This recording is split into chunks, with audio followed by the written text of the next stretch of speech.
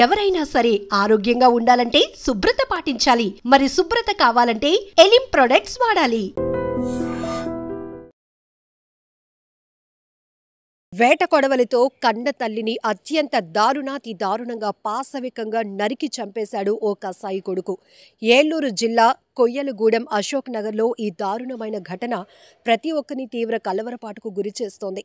అసలు కన్న తల్లి తండ్రి అంటే దేవుడు అన్ని చోట్ల ఉండలేకే ప్రతి ఒక్కరికి కూడా కన్న తల్లిదండ్రులను ఇచ్చారు. ఎందుకంటే వాళ్ళు పెట్టినటువంటి ఎఫర్ట్స్ వల్లే ఈరోజు మనం ఇంత ఫ్రీడమ్గా కావచ్చు, చాలా స్వేచ్ఛగా బ్రతకగలుగుతున్నాం, చాలా ఉన్నతంగా ఎదుగుతున్నాం. కానీ కొన్ని ఘటనల్లో ఆస్తుల కోసం కన్న తల్లిదండ్రులను హత్యలు చేస్తున్నారంటే ఇలాంటి దుర్మార్గుల్ని ఏమనాలి, ఎలా శిక్షించాలో కూడా అర్థం కావటం లేదు. సో ఇలాంటి వాళ్ళ కోసం కొత్త చట్టాలు ఏమైనా కఠినంగా రావాలా అనిపిస్తూ ఉంటుంది. ఈ దృశ్యాలు ప్రతి ఒక్కరిని తీవ్రంగా కలిచివేస్తున్నాయి. ఆమె జక్కుల నరసమ్మ, ఆమె కొడుకు శివ, అలాగే ఆమెకి కూతురు కూడా ఉంది. అయితే ఈ కొడుకు శివ వ్యసనాలకు అలవాటు పడ్డాడు. తాగటం కావచ్చు, బెట్టింగ్ యాప్స్ కావచ్చు, ఇలాంటి కొన్ని వ్యసనాలకు అలవాటు పడి అప్పుల పాలైపోయాడు. ప్రస్తుతం ఇతను తల్లితో కాకుండా అత్తారింట్లో ఉంటున్నాడు. అయితే తల్లికి ఒక చిన్న ఇల్లుంది, ఆమె భర్త కూడా లేకపోవడం, 2 పిల్లలు, పాప బాబు, వీళ్ళిద్దరే ఉన్నారు. కానీ ఈ వయసులో కూడా ఎవరి మీద ఆధారపడకుండా తన పోషణ తనే చూసుకోవాలన్న ఆలోచనతో ఆ ఇంటిని కాస్త అద్దెకిచ్చి ఒక చిన్న పూర గుడిసెలో ఉంటుంది. అలానే అశోక్ నగర్లో స్థానికంగా కూరగాయలు అమ్ముకుంటూ జీవనం గడుపుతోంది. అలాంటి తల్లిని ఈ వయసులో కూడా ఎలాంటి కష్టం లేకుండా తల్లిని చూసుకోవాల్సినటువంటి పరిస్థితిలో ఈ కసాయి కొడుకు తన అప్పులు తీర్చుకోవటం కోసం ఆమె పైన తీవ్రంగా ఒత్తిడి చేస్తూ వస్తున్నాడు. ఆ ఇంటిని అమ్మేసి తనకి డబ్బులు ఇవ్వాలని గత కొన్ని సంవత్సరాలుగా కూడా ఆమెపై తీవ్రమైన ఒత్తిడి చేస్తున్నాడు. అయితే ఇంతకుముందు కూడా తన తల్లిని ఇలాగే తీవ్రంగా తలపై కొట్టి గాయపరిచిన కూడా నేను ఇంటికి తీసుకువెళ్ళి నా తల్లిని బాగు చేసుకున్నాను. తర్వాత మళ్ళీ తను ఈ ఊరు వచ్చేసి ఇక్కడే కూరగాయలు అమ్ముకుంటుంది. కానీ తరచుగా నా అన్న తల్లిని ఇలా దాడి చేస్తూనే ఉన్నాడు అంటూ ఆమె చెప్తున్నటువంటి మాటలు కూడా ప్రతి ఒక్కరిని తీవ్రంగా కలిచివేస్తున్నాయి.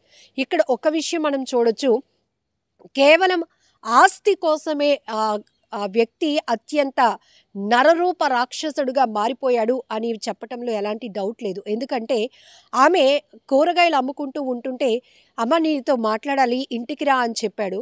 ఆ తల్లి అనుకుంది, అమ్మో నా కొడుకు ఏదో మాట్లాడాలి అంటున్నాడు అని ఎంతో సంతోషంతో ఆ షాప్ని పక్క వాళ్ళకి అప్పచెప్పి ఇంటికి వెళ్తుంది. ఇంటికి వెళ్తున్న టైంలోనే నడి రోడ్డు పైన అందరూ చూస్తుండగానే తనతో తెచ్చుకున్నటువంటి వేట కొడవలతో ఆ తల్లి వెనక వైపు నుంచి వెళ్ళి తలపై అత్యంత పాశవికంగా కొట్టి చంపేశాడు. ఆమె ఆ గాయాలకి రక్తం కారుతూ కిందన పడిపోయినా కూడా ఇంకా అతను కసి తీరలేదు. అతనిలో ఉన్నటువంటి ఒకే ఒక మోటో ఏంటంటే డబ్బు కావాలి. అక్కడ పోతోంది, నేను కొడుతోంది తల్లిని, తను లేకపోతే నేను అనాథనైపోతానేమో, తల్లి లేని వాడిని అయిపోతానని కనీసం విజ్ఞత ఆలోచన కూడా లేకుండా అలా నేలపై పడిపోయినటువంటి ఆమెను కూడా మళ్ళీ అదే కత్తి తీసుకుని దారుణంగా కొట్టి చంపేశాడు. అయితే కొన్న ఊపిరితో ఉన్నటువంటి ఆమెను స్థానికంగా ఉన్నటువంటి హాస్పిటల్కు తీసుకువెళ్తే అక్కడ ప్రాథమిక చికిత్స అందించిన తర్వాత మెరుగైన వైద్యం కోసం కాకినాడ ఆసుపత్రికి తరలించగా ఆమె చికిత్స పొందుతూ మరణించింది. చాలా దారుణాతి దారుణం. నడి రోడ్డుపై జరిగినటువంటి ఘోరం ఇది. అందరూ చూస్తున్నారు. ఇంకొక వైపు అంత దూరంలో ఒక తల్లి తన కూతురుకో కొడుకో కళ్ళు కూడా మూసేస్తోంది. అంటే అలాంటి దృశ్యాలు మనం అసలు చూస్తామా అంటే సినిమాల్లో చూస్తాం, కానీ అవి చిత్రీకరించే దృశ్యాలు అయినప్పటికీ కూడా చూడటానికి కూడా మనకు వణుకు పుడుతుంది. అమ్మో ఇంత దారుణంగా ఉంది, పిల్లలకి ఇవి చూపించకూడదు అని. సో ఇప్పుడు రియల్ లైఫ్లో ప్రాక్టికల్గానే నడి రోడ్డుపై అందరూ చూస్తుండగా స్థానికులు కూడా ఉన్నారు అని భయం లేకుండా, తర్వాత నన్నేం చేస్తారు అని కనీసం విజ్ఞత కూడా లేకుండా విచక్షణ కోల్పోయినటువంటి ఆ కసాయి కొడుకు నరరూప రాక్షసుడుగా మారిపోయి ఆ తల్లిని పొట్టన పెట్టుకున్నాడు. ఆ కన్న తల్లిని నరికి దారుణాతి దారుణంగా చంపేసినటువంటి ఘటన ఇది ప్రతి ఒక్కరిని కలవరపాటుకు గురి చేస్తోంది.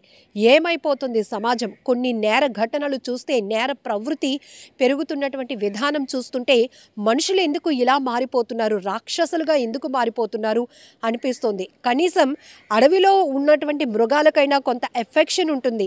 వాటిని మచ్చిక చేసుకుంటే మనుషులతో కూడా అవి స్నేహం చేసి చాలా ప్రేమగా ఉంటాయి. కానీ ఇక్కడ కుటుంబ సభ్యులే కేవలం ఆస్తి కోసమే ఇలా నరరూపంగా మారిపోతున్నారు, రాక్షసులుగా మారిపోతూ మరొక వ్యక్తుల్ని పొట్టన పెట్టుకుంటున్నారు, హత్యలు చేస్తున్నారు.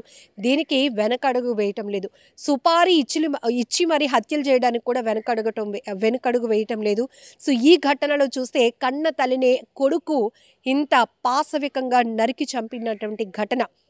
మరి ఇలాంటి వాళ్ళని శిక్షించడానికి ఇంకా కఠినంగా ఎలాంటి చట్టాలు రావాల్సి ఉంటుందో అనేది కూడా ఒక రకంగా పెద్ద చర్చకు దారితీస్తున్నటువంటి అంశం. ఎందుకంటే ఇక్కడ అమ్మాయా అబ్బాయా అని కాదు, కన్న తల్లి తండ్రి అనే కనీసం ఆలోచన కూడా లేకుండా కేవలం ఆస్తి కోసమే వాళ్ళు ఆలోచన చేసి రకరకాల ప్లాన్లు వేసి కన్న తల్లిదండ్రులను కూడా చంపేయాలి అనుకుంటున్న ఈ దుర్మార్గుల్ని ఎలా శిక్షించాలో మీరే చెప్పండి, కామెంట్ బాక్స్లో మెన్షన్ చేయండి. మూడోసారి ముందు 2 సార్లు కొట్టాడండి. కొట్టినా మేము తోడబుట్టినోడని మేము ఎక్కడా బయట పెట్టుకోలేదు. ఒకసారి మా ముందే కర్రచుకుని తలకాయ పగిలేలా కొట్టేశాడు. తలకాయ పగిలిపోయింది, చెయ్యి గట్టిన అరిగిపోయింది. ఆయనే తీసుకెళ్ళి హాస్పిటల్లో స్ఫూర్తి హాస్పిటల్లో పెట్టాడు, తీసుకొచ్చాడు. మళ్ళీ నా దగ్గర పెట్టుకున్నాను. 20 రోజులు చూసిన తర్వాత మనిషి మామూలు అయ్యింది. మళ్ళీ కూరగాయలు వేసుకుంటానమ్మా, ఇంటికి ఉంటే ఎవరు తింటారని కూరగాయలు అమ్ముకునేది. ఇది 3వసారి అండి ఇలాగే నరికేస్తాము. ఎందుకు కొడుతున్నాడో ఏంటో ఆడికే తెలియదు. కొన్ని ఏదన్నది మనుషులు మెలుగురిలో పెట్టి మాట్లాడుకొని అదని ఇదని చేసుకుంటూ మానేసి ఎలా చేస్తున్నాడండి. అమ్మగారండి, అన్నయ్య. నిజంగా ప్రస్తుతం ఉన్నటువంటి సమాజం దేనికి ప్రయారిటీ ఇస్తుంది? ఆర్థిక సంబంధాల చుట్టూ మాత్రమే తిరుగుతోంది. మళ్ళీ ఎన్నికలంగానే చాలా విరక్తి కలుగుతాం.